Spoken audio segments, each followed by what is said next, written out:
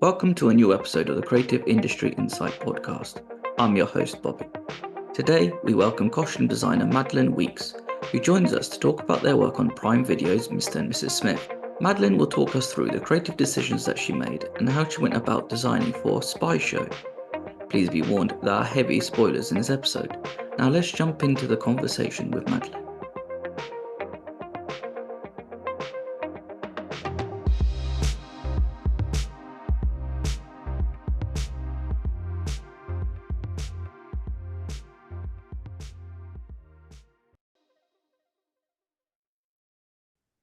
Hi, Madeline. Thank you for joining me today.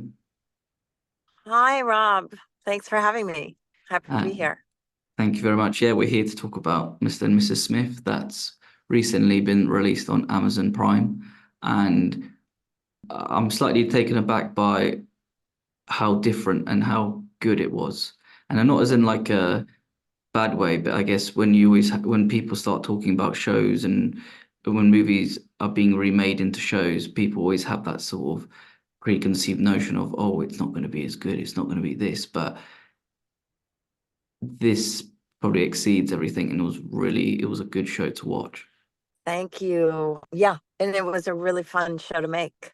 And I think you always wonder how it's going to be, but I read the scripts really early on, and not all the scripts were finished, but the ones that I got a chance to read, I thought were really smart and funny and very different. And I thought, wow, this is going to be really special.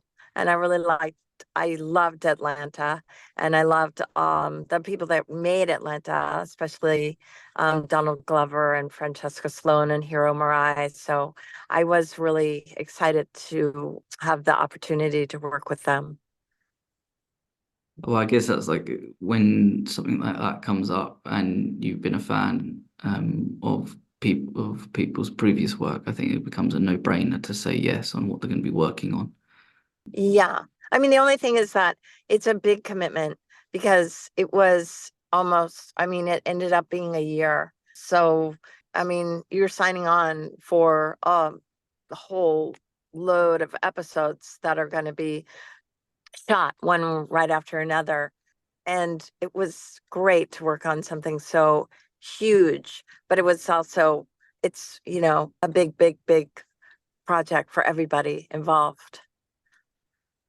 I think when it comes to sort of the spy genre as well, you always need to have those cliches of being in certain areas, to know to have that sort of like a scope of like storytelling and how big the organization that they're working for and how where they end up around the world.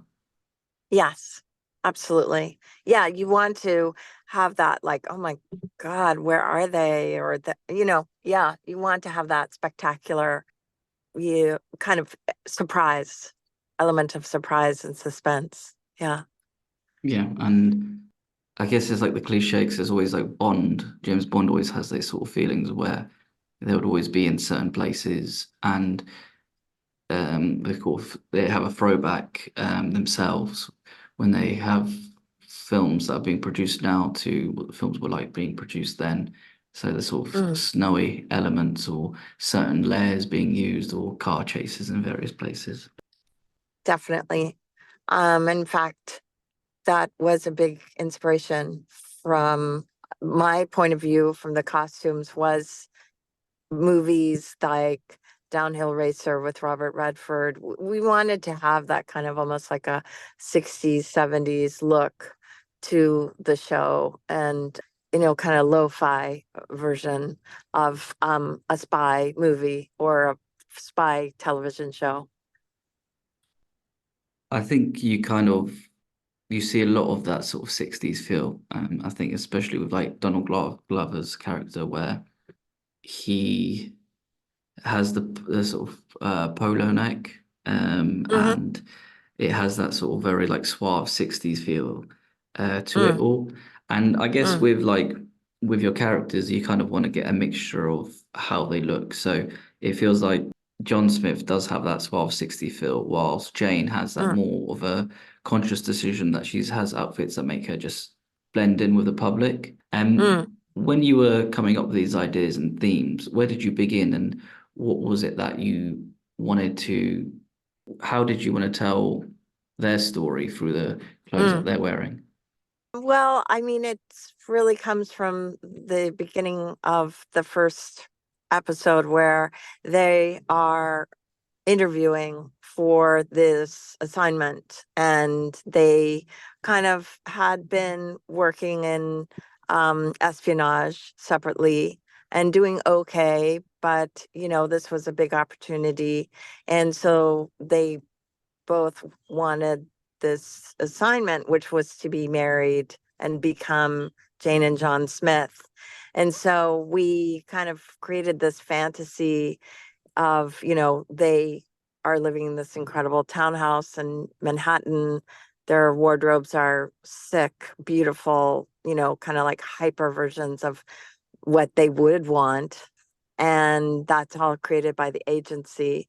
So creating those and thinking about their characters and also thinking about Maya and Donald, I was thinking for him, thinking about those kind of really strong leading men like Steve McQueen or Paul Newman or Robert Redford, and really that smoldering kind of sex appeal, but also somebody who's kind of fun and also vulnerable. And, there's that kind of, accessibility that you want to have as well. And then for her, it was much more like her inspiration was a little bit more, I guess, more 90s, really, but it was a mix of 60s too, because Jane Birkin was a big inspiration and a little bit romantic. I mean, I think there's something very romantic about the show and about their relationship, because in the beginning they're like, okay, no sex, we're not gonna, this is an assignment, we're gonna make a lot of money, then we're gonna get out. And and then they do kind of start to care about each other and fall in love, fall for each other. And so Carolyn Bissett was a big inspiration. Um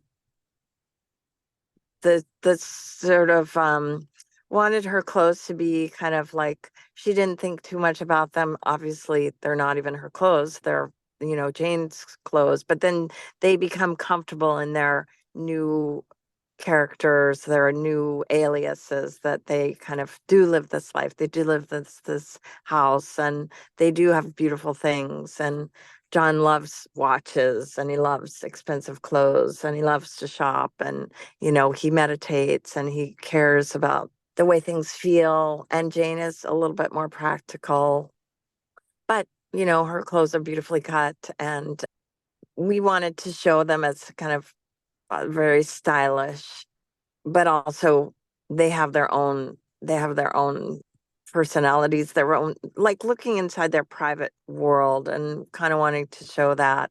And then kind of the colors were important too, like her was more like browns and blues, and his was a little bit, like in that finale, he's wearing all ivory, she's wearing all navy.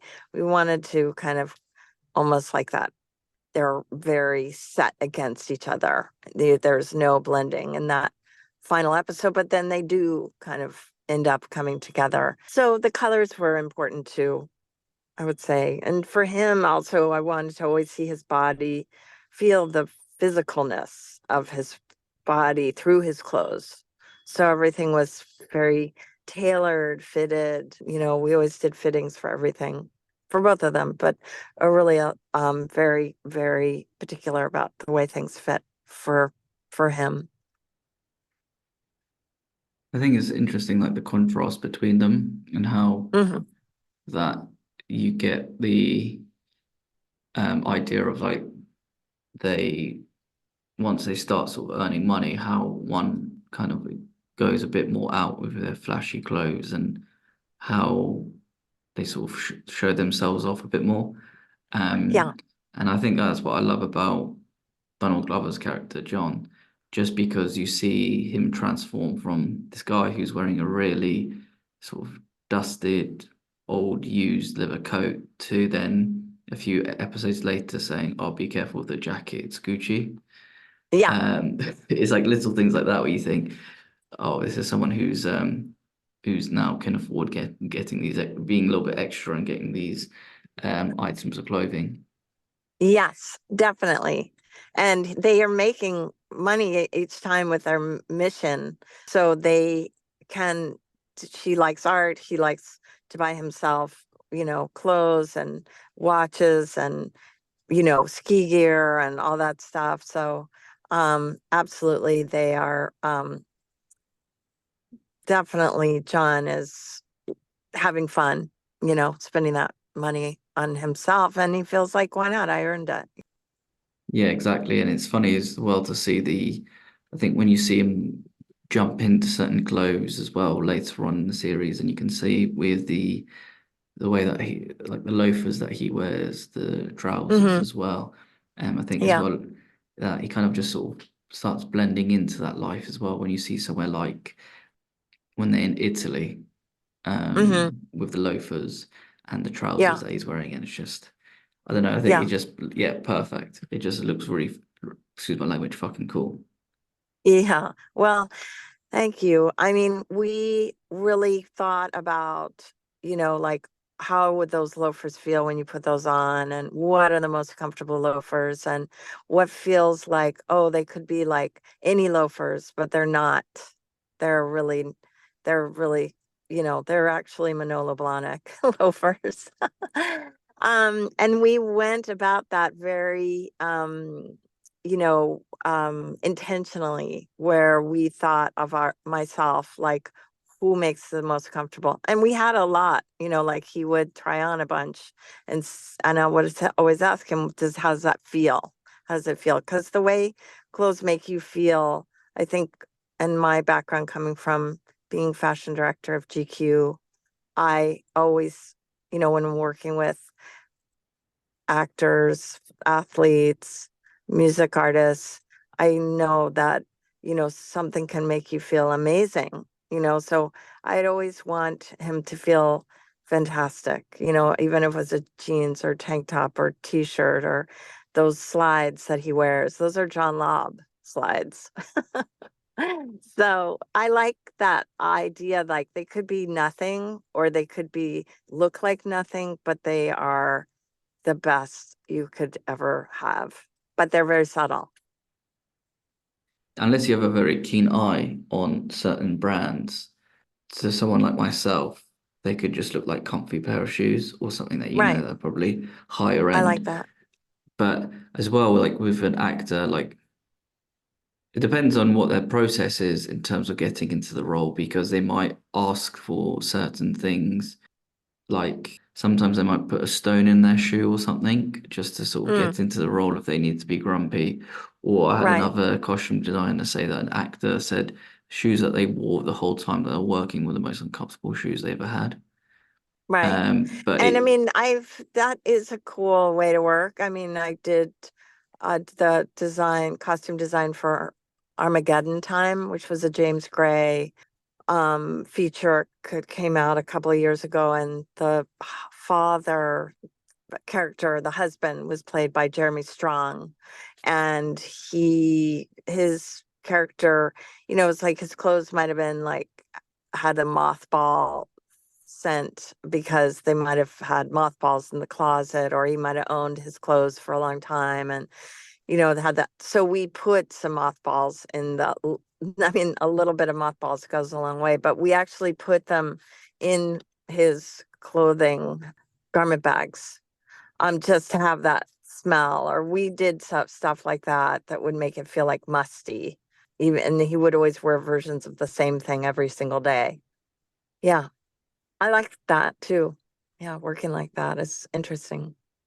the thing as well, like you don't then like as a costume designer, you're kind of doing a different version of a breakdown, rather than it just being a worn piece of item. It's like, no, we need something very specific to make it feel and look that it's that somebody has lived in this or and they have, depending on what Yeah. their background is and what they've gone through, that they this is a jumper that they can't afford or this is their Sunday best, as an example. Um, Yeah. Yeah. and that's quite cool to see as well in different shows and films how that's happened. And I think with something like this as well, it's I guess as like a costume designer, because you have because we get brought into this world, you have a bit of a blank canvas when it comes to designing for the characters, because we don't actually, I don't, maybe in the first episode we do, but we don't really get a feel of what their clothes and what their lives were like prior to them joining the Mm, agency. And that right. felt like a really smart and conscious choice as well. But as a Yeah. designer, when you have that sort of knowledge and understanding of where you're coming in as a designer, like, does that excite you that you have more of a blank canvas, or is it scary because the I mean, possibilities could be endless? I do think you do, talk to the director and the writers and the showrunner. In that case, it was showrunner who was doing a lot of the writing about like what could have John's life been like before he got that job. So we knew that he was had been in the army. So we knew that maybe he had grown up, and Jane mentions it like, oh, you're a military brat or something. So you knew that he'd been probably bounced around and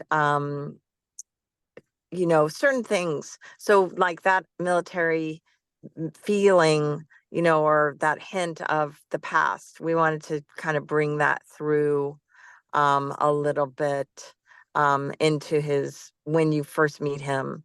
So that's why he's wearing that pea coat, and that's why he's wearing that kind of like, army green t-shirt and these heavier soled lace up shoes, um and then his like duffel bag, that he's carrying. Those all have a little bit of a military vibe.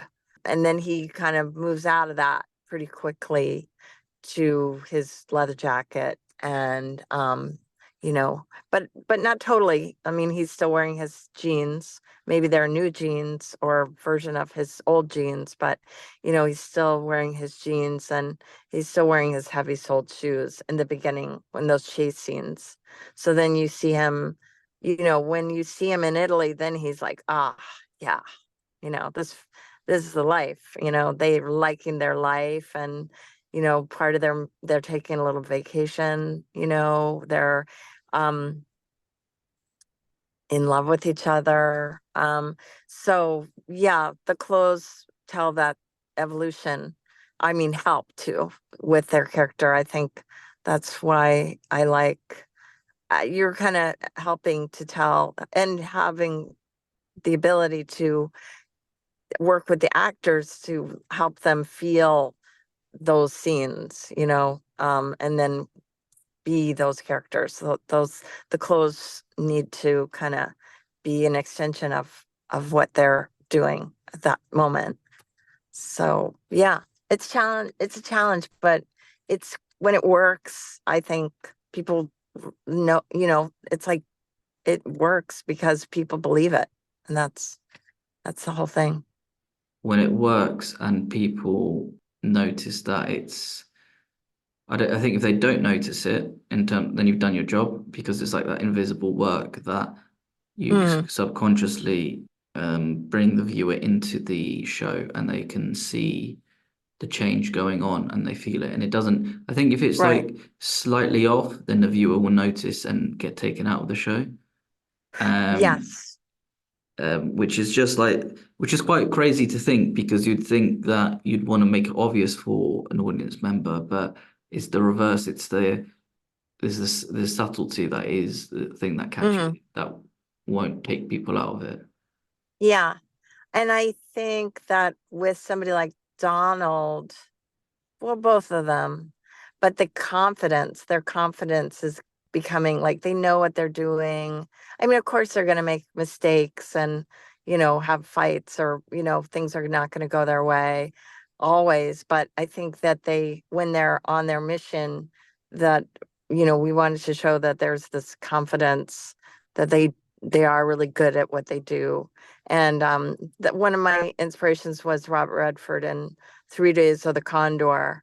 and all those running scenes. Robert Redford is always running. Somebody's always chasing him, and he's always kind of wearing the same things, wearing jeans and a tweed jacket and these really cool hiking boots. And he has this beat up bag. So certain things I wanted to have like a mix of things that might be worn in, like maybe a vintage t-shirt or just certain things that had some character. And I do think, keeping in mind that he's, always wanting him to look like a movie star. I really wanted him to be, I wanted people, I mean, in the subtle way, but, every t-shirt, every tank top, he looks hot. And I like to do that because he looks so amazing. So I never wanted to miss that opportunity that, wow, he takes off his shirt and walks down that hallway. Every guy wants to be him. Every woman wants him. It's a moment, and I wanted people to get excited about that. And I think clothes, certainly it's him, of course, but certainly, you know, you are like, that's why people are like DMing me saying like, where's that tank top from? It's kind of fun to kind of know that, he's looking so sexy. See, that's one thing that's quite funny about it all is that I think you do notice the sort of tank tops and um the topless scenes, but do you know what it's also is like the shorts? Hmm. They sort of they're not runner shorts, but they're sort of that European in at the beach sort of shorts Oh that yeah, that those Donald were Glover wears. Oliver and Brown. When you see that, it's like the confidence of wearing those because if you're if you're someone who's not confident, you're definitely not going to be wearing those because they're quite short and they show off quite a Hmm. lot of legs. So you're going to have quite well-defined legs, and it's very sort of a conscious decision to wear those. Yeah, yeah, that's true.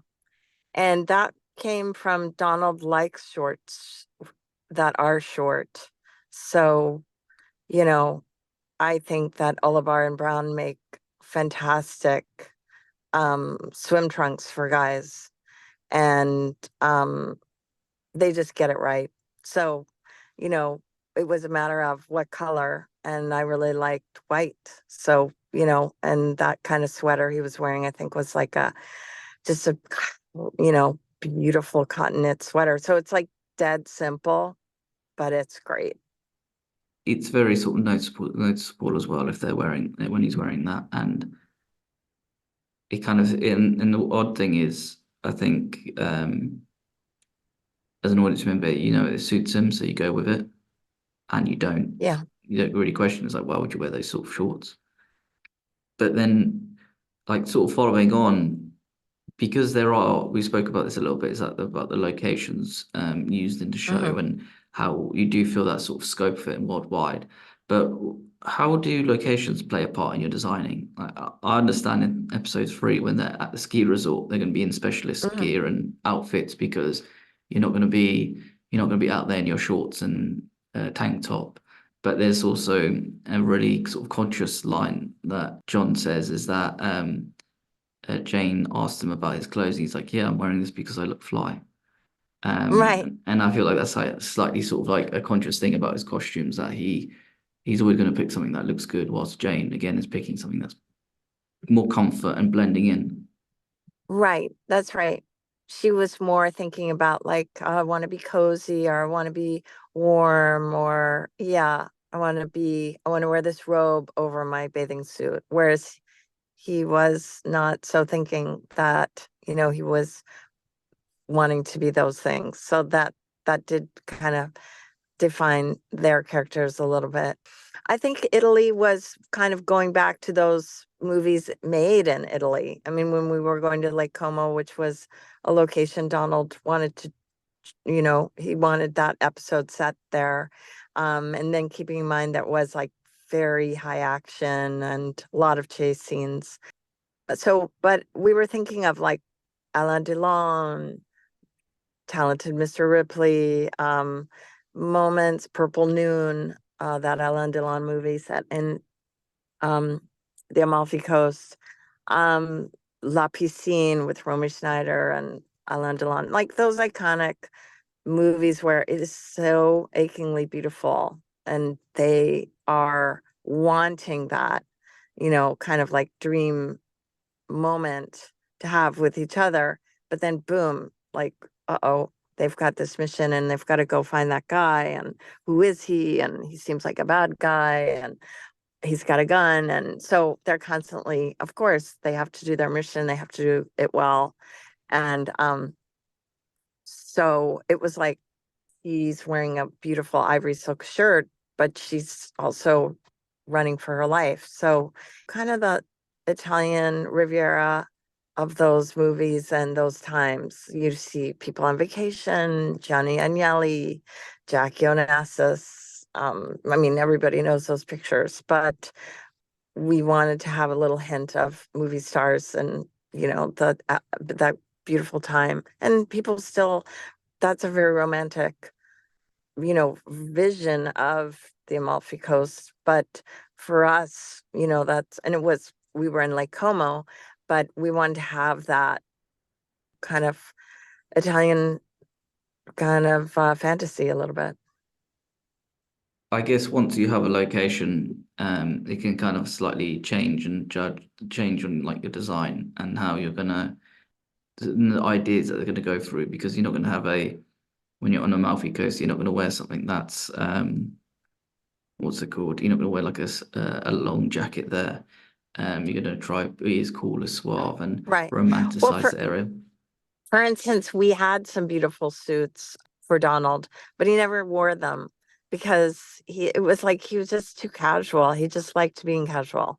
He loved soft things, he loved beautiful things, he loved silk and cashmere and great design, but he wasn't gonna be, it was like he was this always wanted to feel like he could be himself. And so he never wore a suit except for, the tuxedo. That's an interesting point as well because that's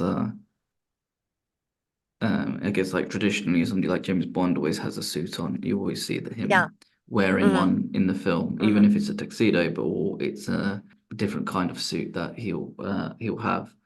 But that's an interesting point as well that he is not wearing one. He doesn't wear one that often, and he's going for more of the comfort. And I think that's a good sort of choice of a A little more character. casual. Yeah, Yeah, a little more and casual. Yeah. kind of Hmm. reveals a lot more about himself as well. Hmm. But I think with Yeah. Jane, for example, as well, is that I do love that she has the casualness of it all, but her the way that she dresses and is dressed, it I don't know, I always feel that it's even though she's kind of blending in, hers is always quite a big elegance to it all. Hmm. Yeah. Um, She was elegant, is elegant. In fact, when she's running in that first, chase, she's wearing velvet jeans, so, and really cool cowboy boots.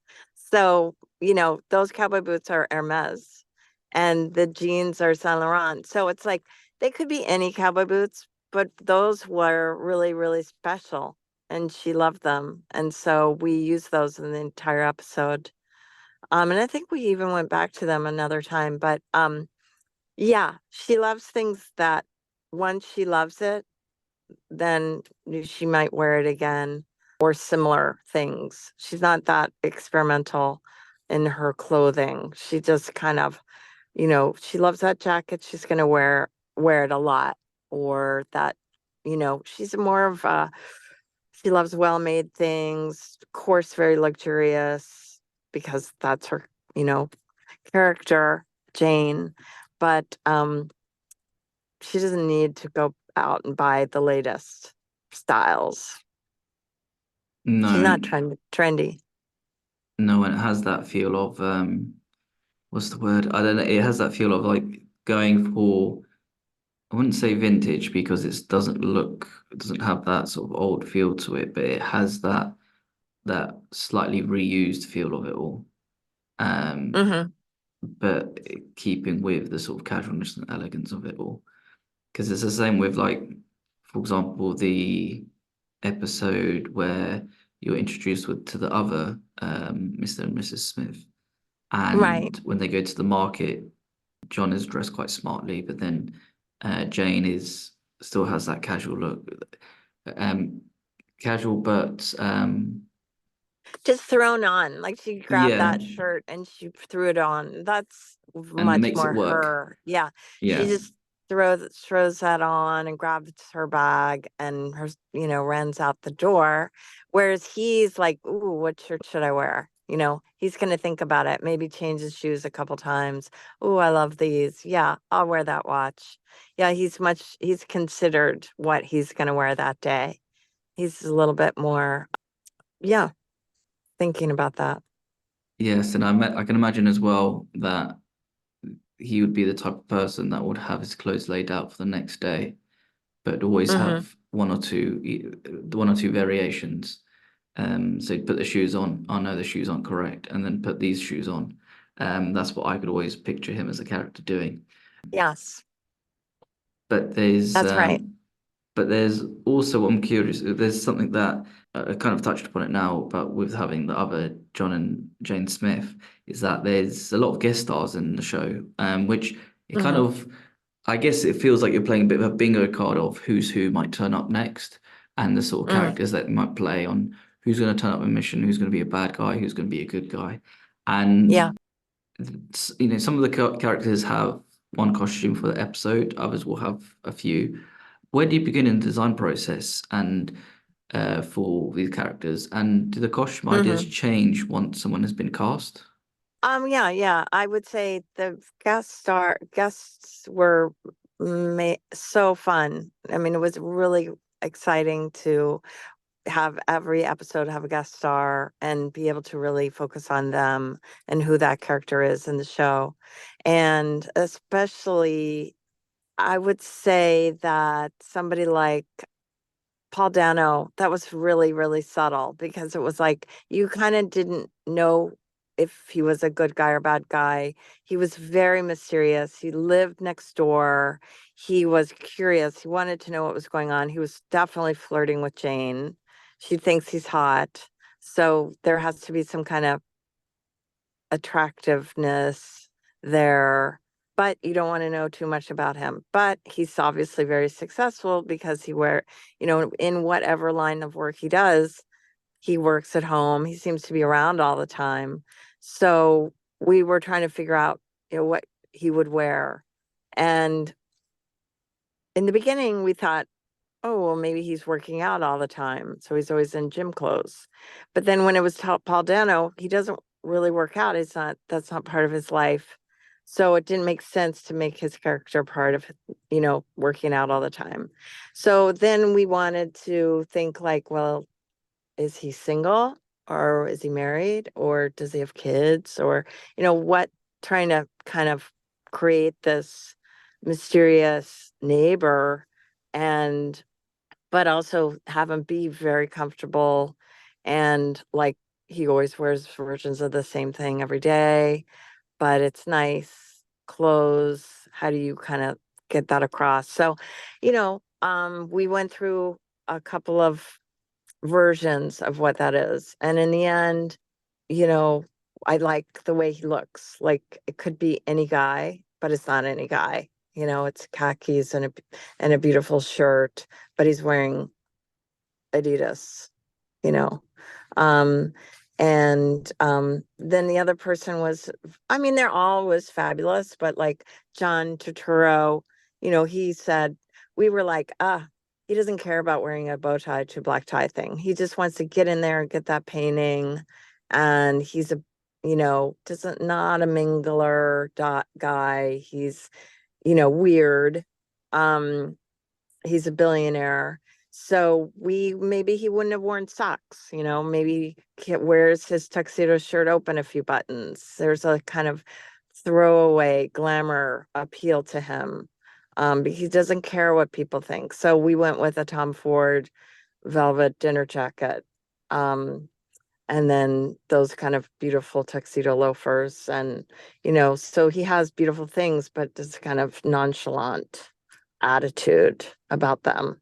And then Sarah Paulson, she's the therapist later on, and she's highly, like, don't touch that piano, don't sit there. She's so particular. So we wanted her clothes to have that feeling too, like the fit of her pants, her blue suit, the way she wears her jewelry.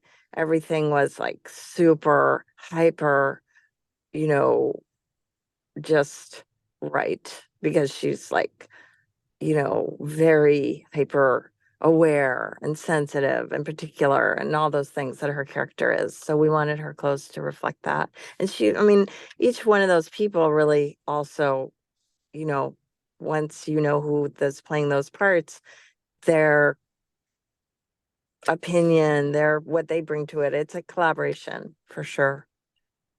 Michaela Cole, she's special, she's a martial arts, that's what she does. She loves martial arts. So we wanted to show that with her arms. She's an artist in the episode. She plays Bev, and we wanted to have her in that very, like, her arms. She has almost like, you know, incredible physical presence. But so beautiful. And also, she's a jewelry designer. She's an artist. So, her jewelry reflects her personality and where her house, but yet within a flash she was like, almost killed both of them and ran out of the house, like, easy as pie. So each person really brought so much, and then we built on that with whatever. um Ron Perlman, the guy in Lake Como, he's this billionaire. He's hiding out. He's sick. We wanted him to wear like Loro Piana, like, but you don't really notice. But that shirt is like cashmere, and that t-shirt's like $1 zillion. But we wanted him to feel that. He's wearing a Panerai watch. He's a fat cat, bad guy, but you kind of feel bad for him because it sucks. He's going through a lot. So with each of those special guest stars, we had a lot of fun creating those characters through their clothes. I think as well with people joining on, even if they are someone who's well known, I think you always need to have to give them like a distinct look, as like a, what's the word? It's like a peacock feel to them. That there's always something about them. There's something quirky about them. So Sean Mhm. Totoro's character, for example, I love that dinner jacket. I think it's pretty badass. And I think that sort of having each person have their own sort of sense of style and characteristics all thrown into these outfits really helps sort of understand like who they are and the sort of bad guy that they could be. So I think with something like Ron Perlman's character, he just feels like a very sort of casual sort of guy, jeans and a shirt, Mhm. and you don't feel that makes you question. It's like, what has he really done, or what sort of person is he? Right. Considering others have always had that sort of more flamboyancy to them. Yes, I would say his flamboyancy was his watch, because it was like a power move that, yeah, he had that watch because that was a big, expensive watch. And why shouldn't he wear that watch? So it was a little moment, a little tell, for him.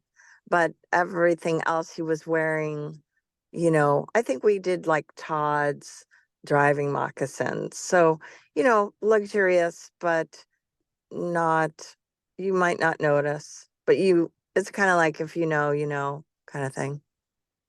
Mm. But I guess as well, like if you know, you know, it's like a nice little Easter egg for audiences, but then also as other audiences, it's not sort of garish either. Like it's not over the Oh, top. for sure. I always want people to have fun with the clothes, looking at what their people are wearing, but I never want to, I'm not doing it for anything other than the character, for sure. So that is number one. And then that just reflects the character. And then for the audience, yeah, it's fun to see, oh, oh, I love that. I love that he's wearing, some crazy bathing suit, or I forgot if you see him, I think in the Little Riding Shack. I think they change clothes or they find clothes there. So sometimes you're just, things can look and feel random as well. And that's kind of fun too. Yeah, and I think if you have that sort of randomness as well, you can kind of mix match a bit more in Hmm. how you want people to look and feel in what they're wearing. Or also it can add another layer to what that person is thinking or the situation that they're in. Definitely. Yes. Very true. Um, you were mentioning colors early on in the episode, which when you see the colors that the characters are wearing, sometimes you want to, for me, it's like you want to Google those outfits and see where they might get them from. But now you're mentioning Mm. about being like high-end brands. They're Hmm. probably out of my budget now. But but with these colors and the conscious decisions that you have to make, like how do you choose colors that make sure that the characters don't look washed out in them? But then also, how do you go about choosing colors that they do not clash with stuff like the production design? Oh, for sure. That's one of the things that you do very early on is you talk to the production designer and cinematographer and director about the way that it's going to be filmed and what colors they're thinking about for the interiors, and also the show, how's it going to be filmed, and is it going to be warm and saturated, or is it going to be cool feeling?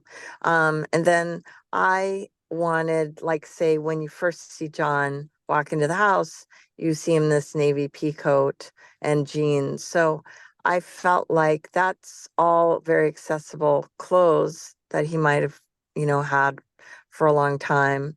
But the cut, the shape, the line of that coat, we were very considered that it's navy. So you would see it silhouette of him at the door when he walks in or in the elevator. And for her, it was that tan trench coat that you see on her, oh, just over a simple t-shirt. So, those are things that were very accessible, great lines, great shapes. Then later, when you see her in that tweed sport jacket and him in green, I wanted him to have something that, oh, it's leather. So it had a little bit of a sheen to it. And that emerald green was super flattering, but not loud. So, and then she was kind of more of a texture, a little bit more earth tone. So that feeling comes from maybe vintage vibes, vintage movies, but maybe present day because they're wearing it now. So it's like kind of like mixing it. And some things were vintage that they wore. All of his jeans and corduroys are vintage, like from the 70s that we found like on eBay, and then we would refit and stuff like that. When you have like vintage stuff that you're picking up from, and then refitting them, how difficult is it to refit them and sort of reshape them a little bit to an actor? Just because if they're of a certain age, do the items hold up, or do you have to take extra care of them? Well, this shirt that Jane wears in that first episode is a vintage men's shirt, and it was very thin, like a chambray cotton. And we had to find, that was hard because we love that shirt so much. But after a while, for all those fight scenes and chase scenes, it started to rip. So we had to find more of them. So yeah, it's a little bit of a treasure hunt that you're looking for more and then trying to retailer it like that first one. And I think, it's not easy. And sometimes you could make a whole new version of it. But in terms of denim, they don't make those old Levi 557, the cut of that jean was Levi's 517. So even if they reissued that, the denim is different. So we would probably buy lots of them and then try to find the most similar ones and then tailor them all like the first one. So, I mean, it's definitely takes a minute to kind of figure that out. But jeans are important and the way that they fit, you know, it's important to me. Like when I see his ass, I want him to look hot when he's walking away. For me, I mean, that's like how I feel. I always want him to look like, wow, even if he's covered in blood or dirt or whatever, it's Yeah. always something kind of like you just don't want to take your eyes off of them, both of them. And that's how I feel about it. Like that would be like the way I would want to feel if I was looking at it. Yeah, basically they're so hot that you can't keep your eyes off you. It's like the Zoolander. It's like Hansel's so hot right now. That's what you want coming off the screen, right? That's a great movie. Yeah. You were mentioning as well when you talk about like dirtying them up and all of that. When the characters wear quite light colored clothes or ivory, as we see in the last episode, how difficult is that for continuity, knowing that sometimes you might shoot out of sync, so the clothes might need to be dirtier one day and then cleaner the next. Well, I think number one, it was all about finding that mock neck turtleneck, and then making sure that it was like thin and really nice. And then those jeans are really particular, those ivory jeans. And then we love the old school wallabies. And then he's wearing a vintage Rolex watch that is super rare. All his watches, by the way, are very, very rare. But then once we got it down to that look, because it's a lot of action, we just, you have to get many of them and then distress them with blood and all sorts of stuff and keep your eyes on it. And yeah, continuity is so important. But I think what was interesting is that he was wearing ivory, and that didn't mean he was a bad guy or a good guy. And normally, if you're a bad guy, you'd wear dark and lighter color. You might wear, just in the tradition of bad guys and good guys. We loved playing on that, that maybe he was wearing all ivory and she was the one wearing all dark. So that was really on a conscious decision that they were in those opposite colors. Okay. Yeah, I think as well that when you see those sort of lighter colors as well, they probably stand out more as an audience member seeing them because it's I think this I think somebody had told me that like navy blue is always the most safest color choice for people to wear. So I guess when they Mm. sort of vary from that on the spectrum, it's always very telling and interesting to see visually. I mean, we're so fortunate to work with Donald because he was so trusting.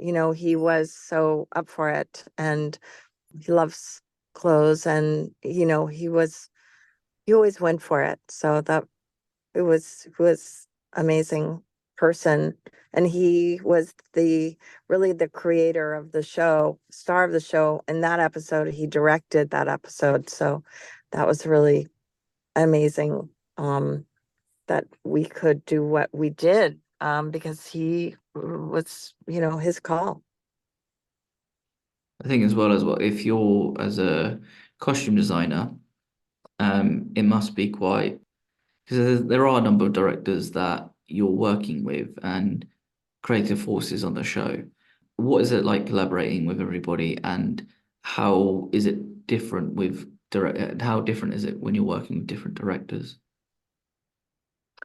Well, with Mr. and Mrs. Smith, every two episodes was a different director, except for the finale, which was Donald's. I think it's interesting to see how different directors are, what their thought process is, how they see it, how they film the characters. And then you have layers of the producers, and with a show, you have also Amazon producers, people from the other production company, New Regency, who owned the property, Mr. and Mrs. Smith. So it is a process. And, but the exciting thing is that everybody wants it to look amazing. So in a way, you all want the same things. It's just getting there and kind of hitting all those notes with the clothes. So sometimes it takes a few tries to get everybody, to kind of be on board with the ideas. But it only makes it better, really. I just think, it's a conversation, it's a collaboration, and hopefully with me being the costume designer, my initial ideas still are in play, I guess, what I can bring to the table. And, the inspiration that I can bring, I think hopefully there will still be that thread there. And Yeah. there was, I think, very much so in Mr. and Mrs. Smith. I think we can excuse the Fred pun regarding costumes. Um, but I guess as well when you're working with so many people and then there's always a clear vision of what people have in their mind. But then once you bring another creative on and someone who can kind of, I don't know, you can mold ideas or take what people have in their mind and actually put it onto paper or fabric in your case as well. Um, I think that's always a kind of like the great bit about collaborating is when you all click and you're like, oh, I understand what you want and I understand what you're bringing. And when you've got those amalgamation of the two together, then it's like, nothing can stop us now. Mhm. Yeah. Yes, that's the challenge. And I think coming from, I mean, Stanley Kubrick came from still photography, and I think I totally agree with him that working in still photography and composing a photograph and thinking about how you want everybody to look, it taught me a lot going into moving images. So I am looking at the whole picture. So that when I think about the whole thing, I'm thinking about everybody in it. Of course, the main characters, have my focus, but I am also thinking of the thing as a whole. I think there's like an interesting point as well, going from like a still photography idea to then moving to moving pictures, because I guess with still photography you can kind of just have it. There'll be a way of the clothes would sit on someone, and then you have the photo. Was with the constant moving frame is the way that how is it going to move when people are in action or walking around, or how does the clothes react to light and whatnot as well. Yeah, absolutely. And light is so important. How like velvet sucks the light out, but leather or anything patent leather that will reflect the light. So yeah, I like thinking about those things too, and what happens when something sparkles or something's bright. That's always plays a part in the drama of it all, or whatever that scene is.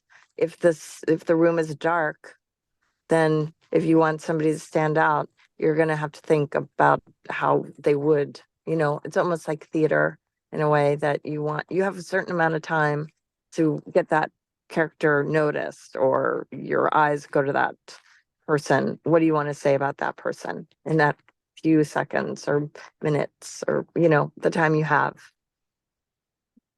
Yeah, exactly. And again, when you have that light and color, the mixture together, and how because on this show it does have that. I know it feels like it was shot digitally, but then in post added that sort of more of a grainy feel to it.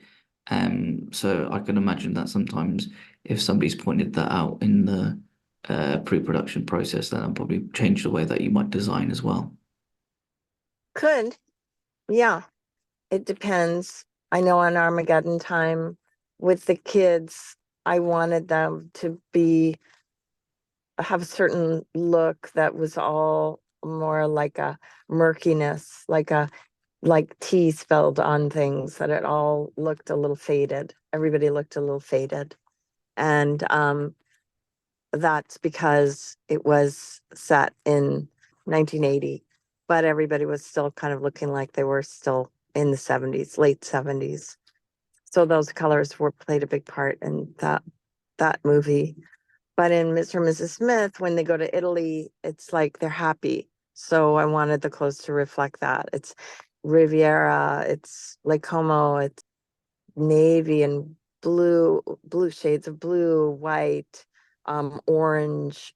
That there's a joy that they have for a little while they're there. So that was fun to kind of like have them in that sunny romantic vacation moment until of course, they are, and I mean, I think they get thrown around, and of course they're in a lot of danger, but I think through it all, I think that the clothes still reflect that was a honeymoon kind of moment for them. Yeah, as you said, that reflects that in what they're wearing. I've got two final questions. Okay. Just to wrap up the episode. Yeah. My penultimate question is, what was the hardest costume to design? Mm, I would say that you mean for Jane and John themselves or for anybody?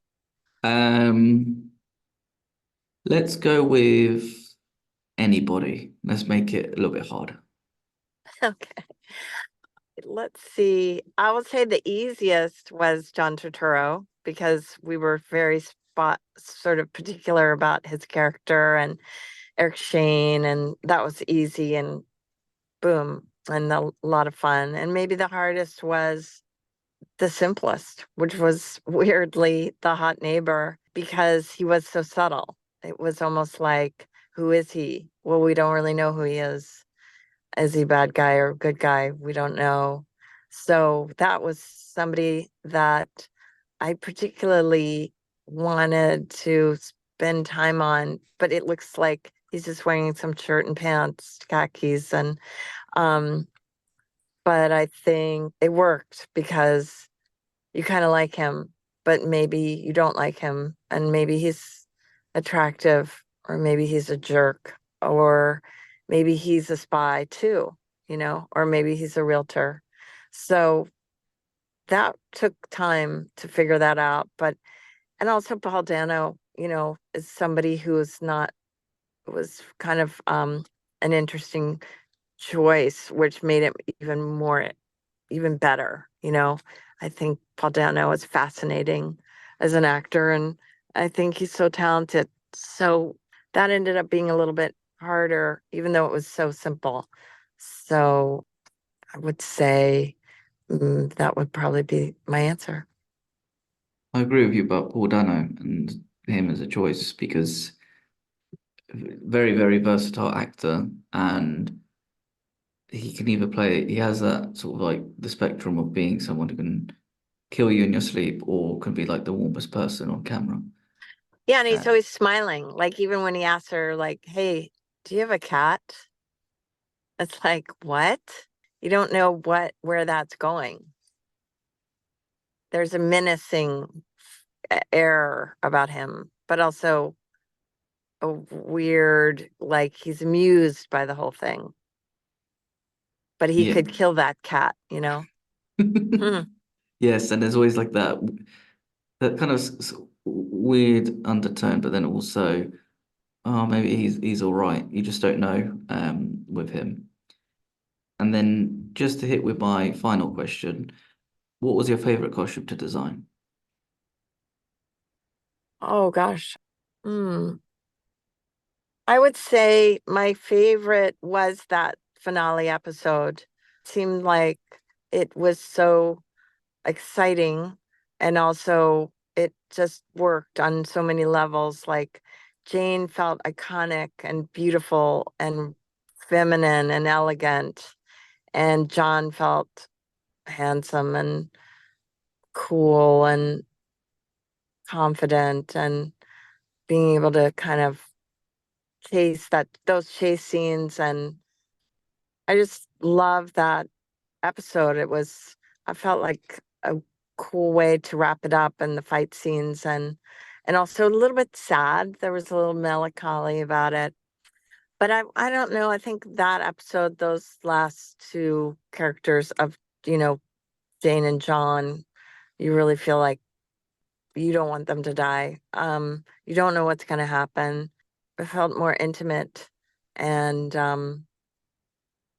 I loved that. I don't know. I just think for me, that last episode was my favorite. It's a solid choice, and you're right in terms of having those intimate moments and having those, I think, costumes to reflect it as well.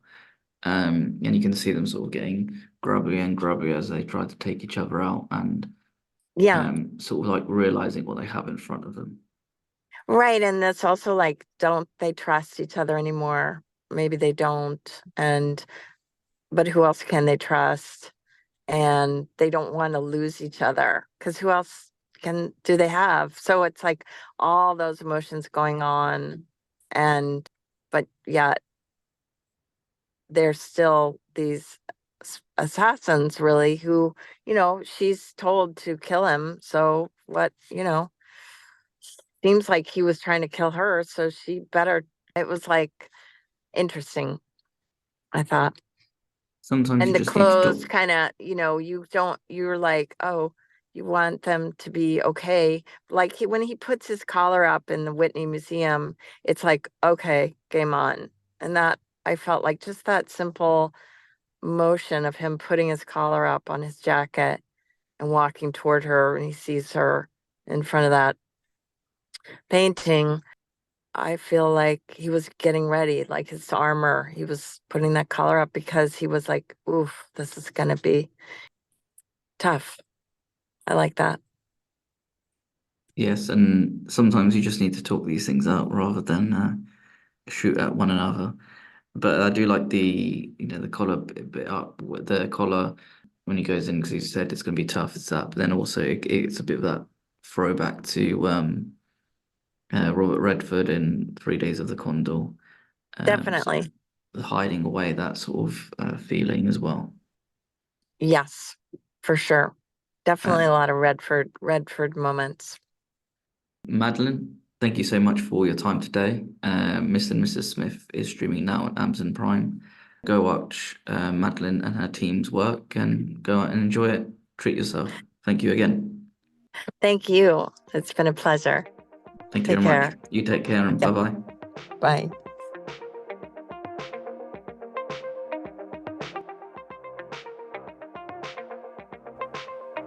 Thank you for listening. Please subscribe, rate, and review this podcast.